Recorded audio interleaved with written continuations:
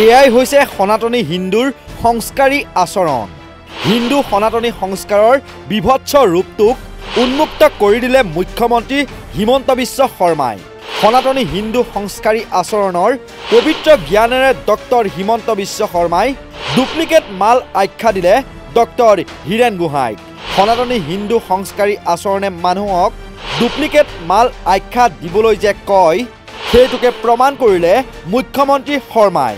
এয়া হৈছে হিন্দু সনাতনী হিন্দু আচাৰ সংহিতা লগতে মুখ্যমন্ত্ৰী ডক্টৰ হিমন্ত বিশ্ব শৰ্মাৰো উদ্ধতালি। ক্ষমতাৰ খকত উদ্ধতালিৰ চৰম সীমাও অতিক্ৰম কৰিলে নেকি মদগৰ্বী মুখ্যমন্ত্ৰী ডক্টৰ হিমন্ত বিশ্ব শৰ্মাই। সনাতন হিন্দু ধৰ্মই বোলে মানুহক সদাচাৰী কৰে, ইয়াৰ জ্বলন্ত প্ৰমাণ দিছে অসমৰ মুখ্যমন্ত্ৰী ডক্টৰ হিমন্ত বিশ্ব শৰ্মাই। অসমৰ মুখ্যমন্ত্ৰী ডক্টৰ হিমন্ত বিশ্ব শৰ্মাই তেওঁৰ আচাৰ আচৰণেৰে এই কথাকে প্ৰমাণ কৰি আহিছে।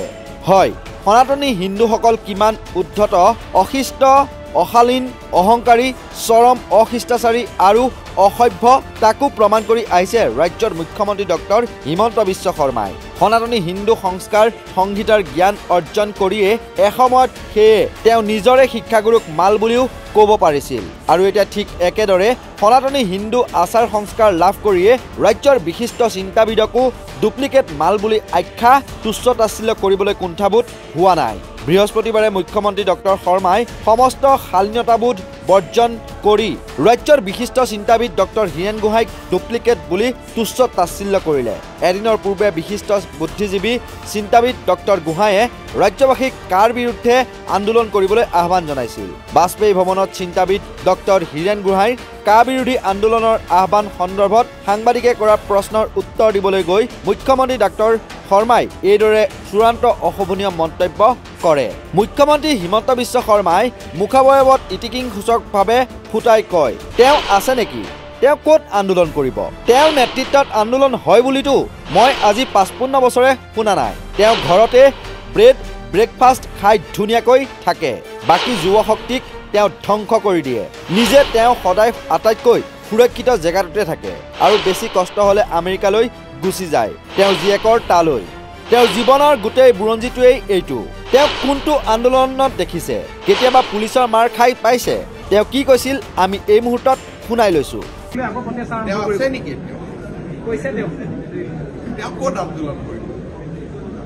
নেতৃত্বত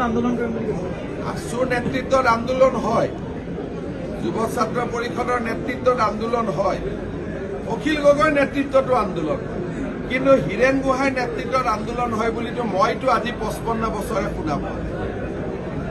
আপোনালোকে দেখিছে নেকি?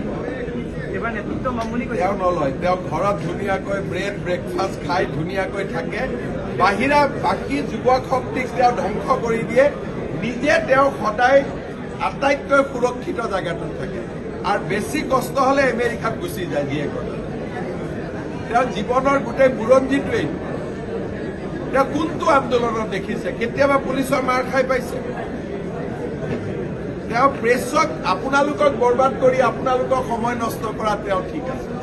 আন্দোলনৰ নেতৃত্ব দিলে হ'ব পাৰে, আন্দোলন নহয় বুলি মই নকওঁ। অখিল গগৈয়ে কৰিব, সমুজ্জ্বল ভট্টই কৰিব, যুৱ ছাত্ৰ পৰিষদে কৰিব, কৰবাত আমচুৱে কৰিব, কৰবাত আপচুৱে কৰিব, কিন্তু হীৰেন গোহাঁই আন্দোলন কৰিব বুলি মই যোৱা 55 বছৰৰ মোৰ জীৱনকালত মই দেখা নাই।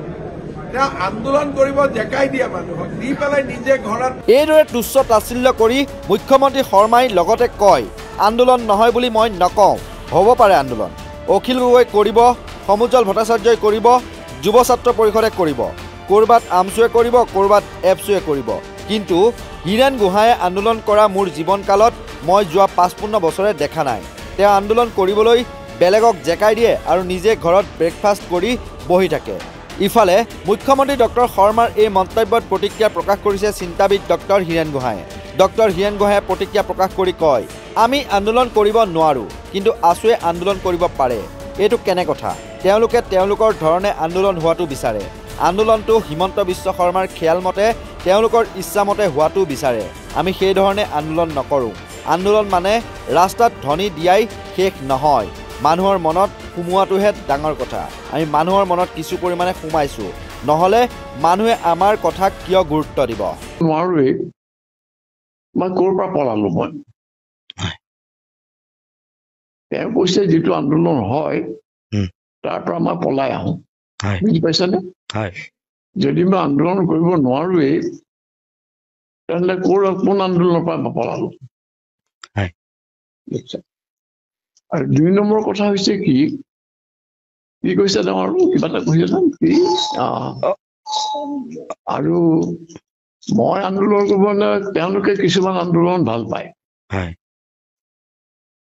যিবিলাক আল্টিমেট তেওঁলোকৰ মানে টিউচন মতে চলে মইতো তেনেকুৱা আন্দোলন নকৰোঁ মই যিবোৰ আন্দোলন কৰোঁ তাৰ কিছু পৰিণাম থাকে সেইটো যিবোৰ পৰিণাম তেওঁলোকে ব্যৱহাৰ কৰিব নোৱাৰে মই অসমৰ মানুহক নিজৰ ভৰিত থিয় হ'বলৈ কওঁ তেওঁলোকৰ পিছে পিছে যোৱাটো বিচাৰে এইটো বহুত পাৰ্থক্য আছে গতিকে তেওঁৰ লগত মোৰ পজিশ্যনটো সদায় বেলেগ হৈ থাকে তেওঁ মানে কেন্দ্ৰৰ হৈ কাম কৰি আছে অসমৰ বিৰুদ্ধে মই তাৰ বিৰুদ্ধে অসমৰ সপক্ষে যুঁজি আছো গতিকে আমাৰ লগততো কোনো মিল হোৱাৰ সময় গতিকে মই সাধাৰণতে তেওঁৰ মন্তব্যবোৰ উত্তৰ নিদিওঁ ইপিনে অসম জাতীয় পৰিষদৰ সভাপতি লুৰিণজ্যোতি গগৈয়েও মুখ্যমন্ত্ৰীৰ এনে অশোভনীয় মন্তব্যক তীব্ৰ ভাষাৰে গৰিহণা দিছে দলটোৰ সভাপতি গগৈয়ে সামাজিক মাধ্যম ফেচবুকত কয় ডক্টৰ গোহাঁই ছাৰৰ দৰে প্ৰজ্ঞাৰ সাধকক ডুপ্লিকেট মাল বুলি উপলংঘা কৰা কাৰ্যই মুখ্যমন্ত্ৰীৰ স্থূল মানসিকতাক উদঙাই দিছে এনে তৰল নিম্ন ৰুচিৰ ভাৰতীয় তথা অসমীয়া সংস্কৃতিৰ পৰিপন্থী বক্তব্যই মুখ্যমন্ত্ৰীৰ বৰ্ণবাদী চৰিত্ৰৰ বহিঃপ্ৰকাশ ঘটাইছে মুখ্যমন্ত্ৰীগৰাকীৰ এনে উৰুলিপুঙা আচৰণক অসমীয়া সমাজখনে নিন্দা কৰা উচিত আমি ধিক্কাৰ জনাইছোঁ মুঠৰ ওপৰত এনে অশোভনীয় শালীনতাবোধহীন মন্তব্যৰে মুখ্যমন্ত্ৰী ডক্টৰ হিমন্ত বিশ্ব শৰ্মাই নিজৰ উদ্ধত চৰিত্ৰটোকে দেখুৱাই দিয়া নাইনে এনে আচৰণে তেওঁ হিন্দু সনাতনী সংস্কাৰৰ বিভৎস ৰূপটোকো উন্মুক্ত কৰি দিয়া বুলি এতিয়া সৰ্বত্ৰে চৰ্চা চলিছে ভিডিঅ' এডিটৰ ৱাৰীৰ সহযোগত news desk report north east নাও